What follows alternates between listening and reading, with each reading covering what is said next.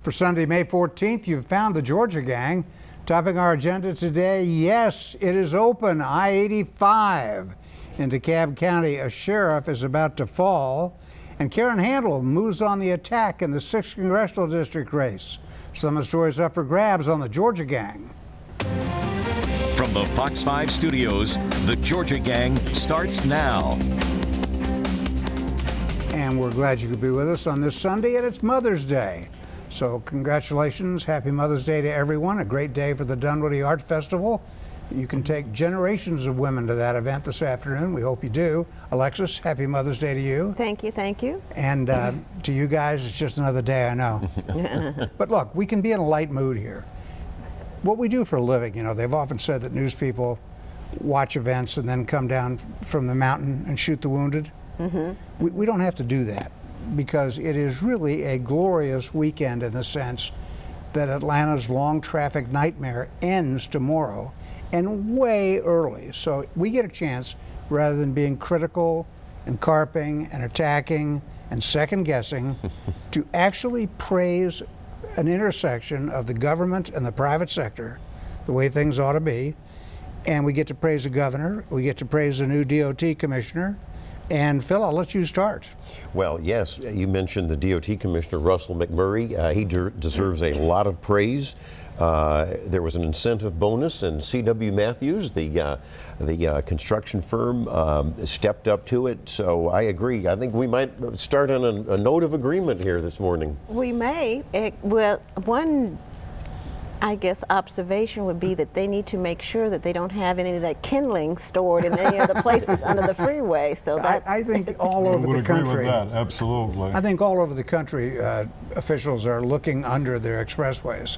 As well they should be. And I think the urban campers, as Neil Bortz used to call them, the homeless, are going to have to find another place to go. But going back to this, the Governor Deal is not exactly a wild and crazy guy, right? I mean, you know, he's not. Right. He's a very measured individual. We've watched him now for 7 years. He was positively giddy when he announced that I-85 would be opening tomorrow. Actually, it's open today, I guess, one way or the other. They're testing it. Right. But it will be open tomorrow. I won't have to leave so early to get to Fox 5. I like it. That's been the only inconvenience one day a week for me. But I think it's fabulous that this thing was on time, under budget, and C.W. Matthews gets, what is it? $3 million. $3 million. $3 million. Incentive pay. Incentive pay. Anything wrong with that? I think that it's a model for the public-private sector working together, and the model that we probably need to replicate is that incentive, is some financial reward for companies that come in on time, under budget, not just on this project, not just on an emergency project, but looking at it in a broader sense so that we can get more cost-effective work done out of the private sector for government. It's called the incentive, and it's called capitalism. Isn't that wonderful, Dick? Well, profit motive. What's wrong with profit motive unless you're Bernie Sanders? Profit motive is good. Well, it can be, for sure. And the other thing that we also want to do is to have them check all of the freeways for any infrastructure improvements that need to be made. I was going downtown one day this week and got to the downtown connector at I-20, and the cops stopped everybody, waved us off, and said, "The bridge is collapsing. The bridge is collapsing." And this week? This week. And so we had to turn off, but I think it was a false alarm. But that was a frightening moment. Well, I guess so. Now, Jeff, you have a long history with MARTA. I don't think you're working for him anymore, are you? No. But you know the system inside and out. Keith Parker, the general manager of MARTA, is also a guy who looked giddy this week, even though the road is open. He's got to maintain some performance standards. He's hoping that more people will continue to ride MARTA even when the road's open. And he has. You know, MARTA's done a great job increasing, you know, their frequency rates for trains and buses, but primarily for trains. They've got some new riders, some people who haven't ridden the system previously, who I think will continue to ride, because one of the things that, you know, the repair is going to bring back is gridlock. And when that happens, I think that people are going to say, well, wait a minute, I was doing a better job getting there on the train. Maybe I'll just continue doing that. I'm not saying they're going to keep all those riders, but there's a great possibility that they'll keep a good number of them. Well, and they did have some setbacks. They did have the shooting that's a good on the point. West Line.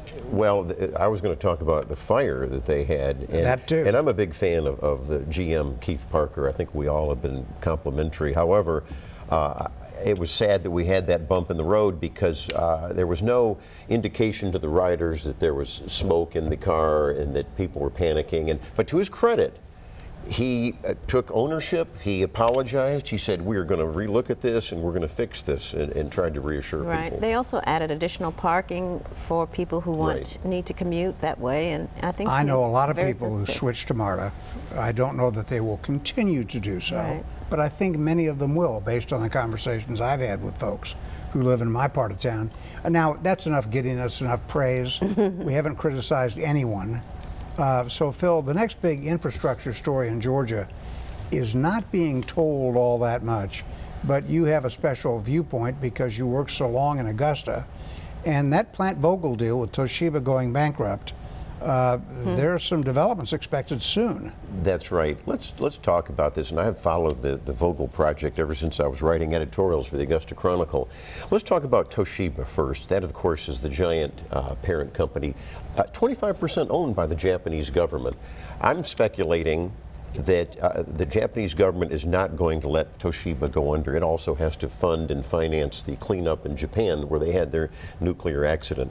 Let's go to the next point, though, and that's Westinghouse, which is the main engineering contractor for the two half-finished nuclear units over there by Waynesboro. Right. And as we talked Friday, this past Friday, the contract was going to have to be renewed at least temporarily with Westinghouse for some engineering and for some infrastructure work.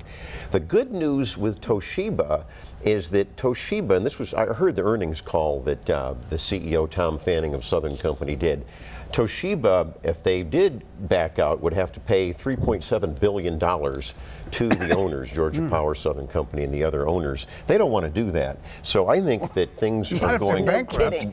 Kind of an empty promise. Well, huh? I think the good news is Toshiba, I don't believe, is going to go under. And I think that a decision will be made in the next couple weeks that I'm going to look in a crystal ball. I just think they're going to have to proceed. I think it's gone too far. I think Southern Nuclear, the arm, could take over a lot of the functions that Westinghouse was going to do. There is talk even of abandoning this project is alarming. I mean, after the billions of dollars, it's late. It's way later than anybody thought. It's not going to be finished by 2020, so it's way behind. It's $3 billion over. And the ratepayers are paying more than we ever Ratepayers are paying an awful lot of money. You got people down there before the PSC, 72 years old, saying, I'm not going to benefit from this. Why am I paying for it? And so, and on top of all that, for there to be a question of whether or not this project is going to be finished. Now, this is an expansion of a nuclear plant. It's not the initial building. We have that already. That's right. There are two extra units. And whether or not this expansion is going to happen, I think, or whether there is a question of whether it's going to happen, is an alarming thing for all of us. Jeff, a footnote to this, just to clarify for the viewers, the cost overruns is the reason that Westinghouse went bankrupt. And so let's think about that. And I have to say, maybe one good thing too. I don't dispute the seriousness, Jeff. You've pointed that out correctly. But I do think that the utility, the power company, did protect the ratepayers for years by capping the Westinghouse expenses. Now that's over now. That's over, and that's the huge problem. Well, also they protected the ratepayers sort of because we've been paying for it since they decided to do it. They added the money in advance. All right, we got to get out. When we come back, we'll switch gears a little bit. And we'll switch down to the state capitol where Governor Deal has been signing and vetoing, and we'll look at DeKalb County where another just awful thing has taken place. Stay with us. Have a question or comment for the Georgia Gang? Visit their website at fox5atlanta.com. Governor Nathan Deal waited a little bit longer this year to decide whether to sign or veto the fruit, or should we say the detritus, of the General Assembly. At any rate, he did a lot this past week, and there's not a lot of controversy involved. He signed craft beer, You can go to a brewery and bring it out of there. He signed the expansion of the uses for medical marijuana, and he signed some more criminal justice reform, which is very important to him. And to the state.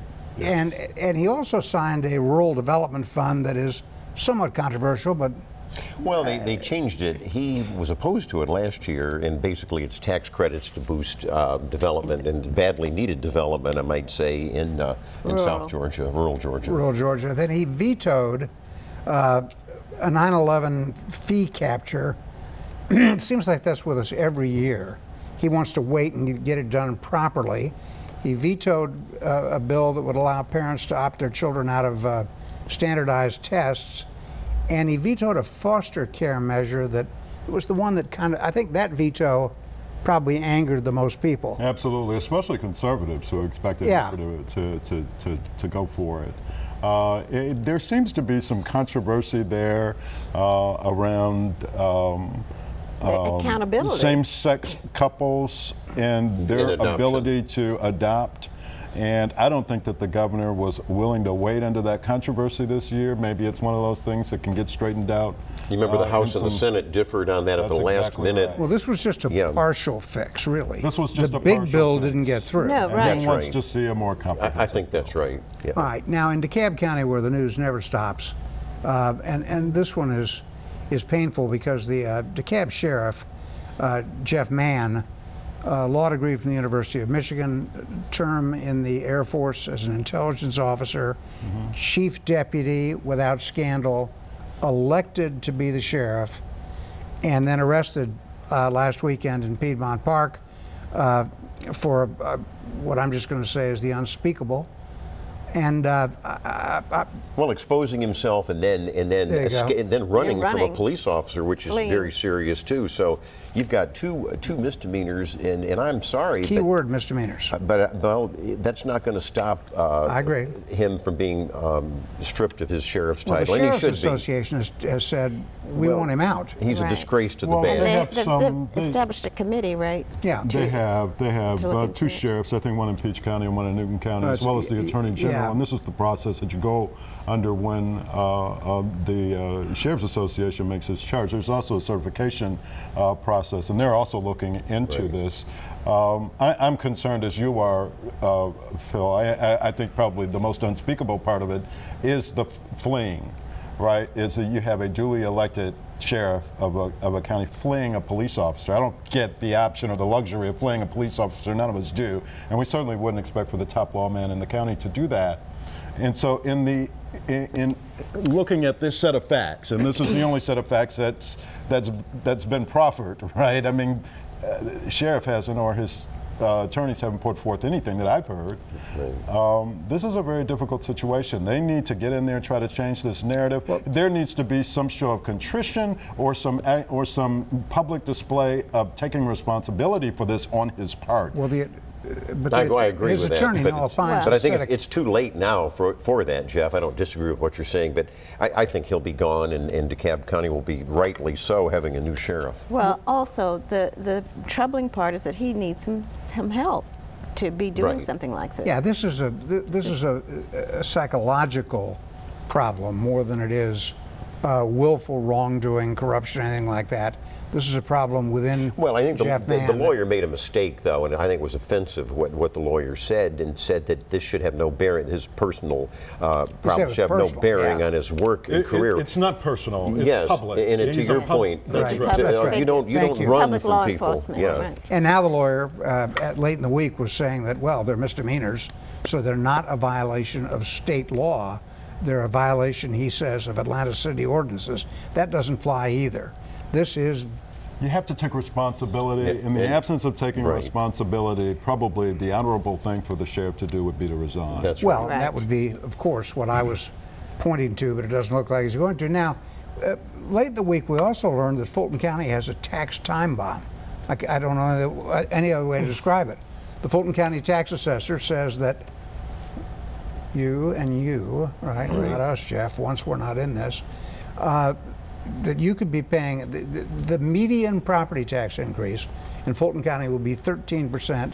Some folks near hotspots like the Beltline and other places could see 75 and 80% property tax increases, and it's all because of incompetence. Well, that's right, and we have talked about this for years in Fulton County, and I think I would urge everyone, you've heard me say this in previous years, you better appeal your assessments, and they'll be coming out in June in Fulton County. But they just haven't done anything. They haven't kept up with it. Well, it'll be interesting to see what does happen, because the property values went down so low during the recession, and they have begun to come back. They haven't come back as quickly on the south side as they have on the north side. No. So it'll be interesting to see what does happen. And for the Cobb County taxpayers, another note that broke late in the week, I guess they're going to be stuck paying for the traffic controls around Turner Field. That's expensive. My one trip there were an awful lot of police, Cobb County and Smyrna. It's outside, outside the stadium. And this goes back to ex-County Commission Chairman Tim Lee and his lack of transparency. The other commissioners didn't know that he cut this deal in private. It was a bad deal.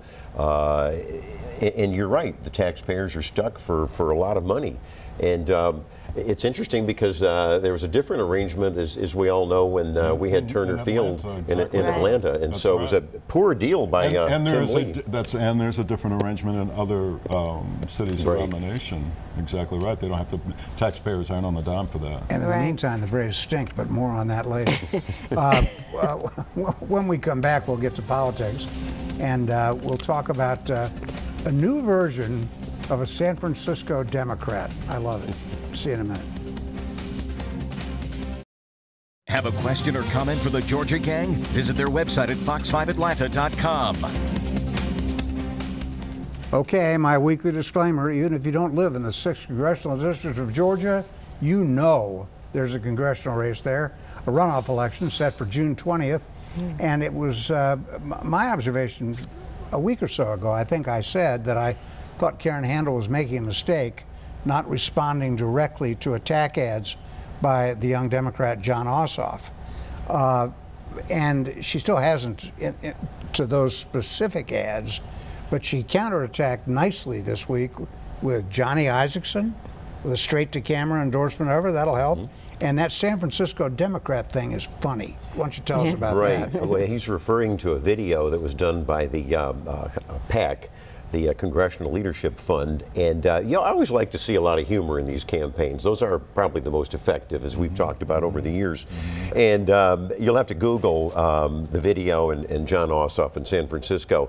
But basically, it's just some shots of people in San Francisco saying, we love John Ossoff because he's going to raise our taxes, and he doesn't like the military. We like him. And one of the ladies says to the camera, and we are proud to be the largest contributors to his campaign. That's right. And then it ends with which is pretty interesting. The San Francisco streetcar going down the hill with the Ossoff poster. And they all look like 60s love children. So that's right. So the point is, and I think the strategy here for Republicans and for people in the center is Ossoff by June 20th, and that's when the runoff is, he's got to be made totally unexactable to the people of the 6th District. I don't think that's going to work, though. Not with that commercial. His discipline is preventing that. He is very disciplined on policy matters, and he is registering a lot of new voters under the new court decree.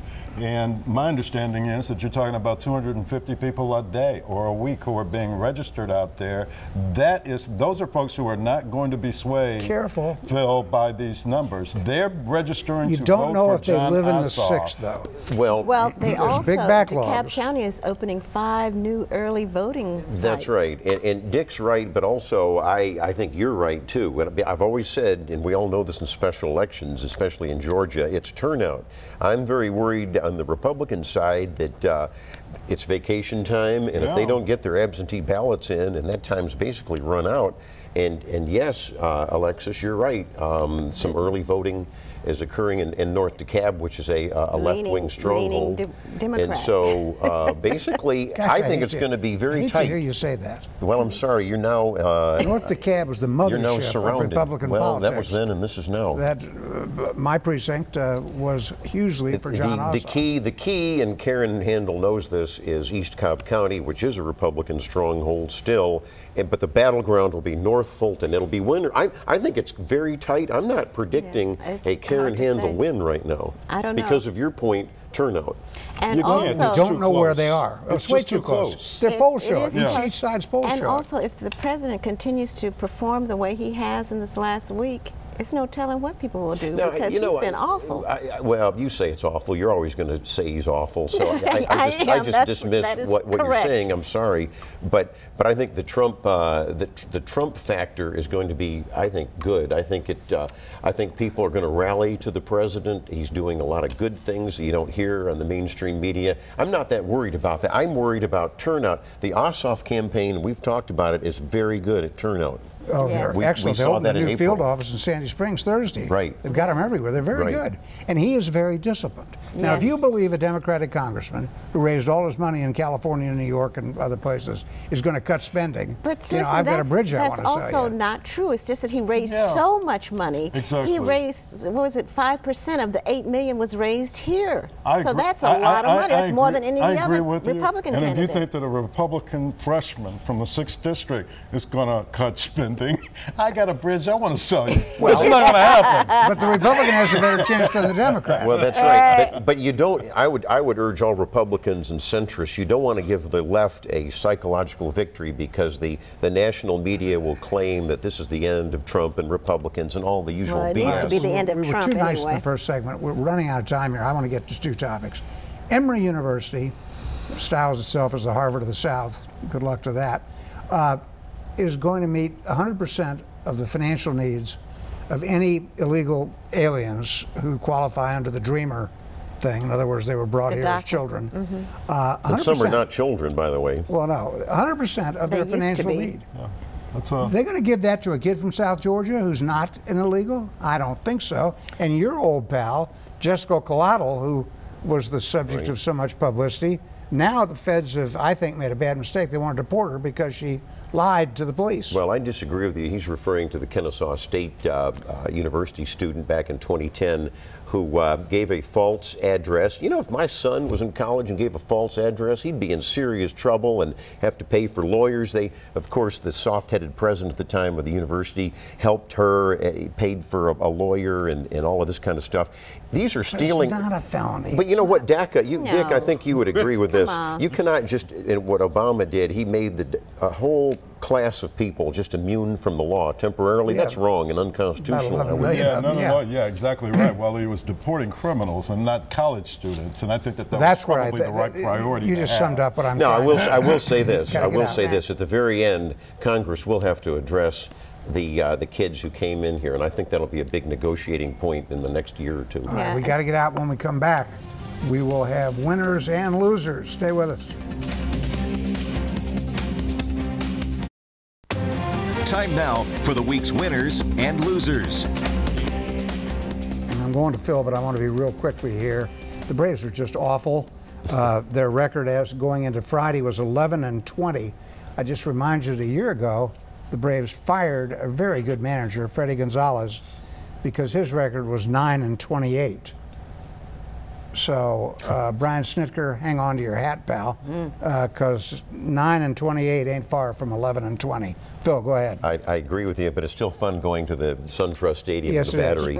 I want to make a winner, the American Legion Post 29 over in Marietta, and a lot of viewers know I'm a vet, but they've got a Veterans Memorial 5K run on Saturday, May 27th. And if you want some more information and participate, go to AmericanLegion5K.org. And they will be in the Marietta Square, a big military appreciation celebration right after that, starting at 10:30 in the morning. Go quickly, Alexis. Okay, first I want to take point of personal privilege and say Happy Mother's Day to my mom. Oh, yeah. And she's convalescing at AG Road, so I wish she has a good day. I'll see her later.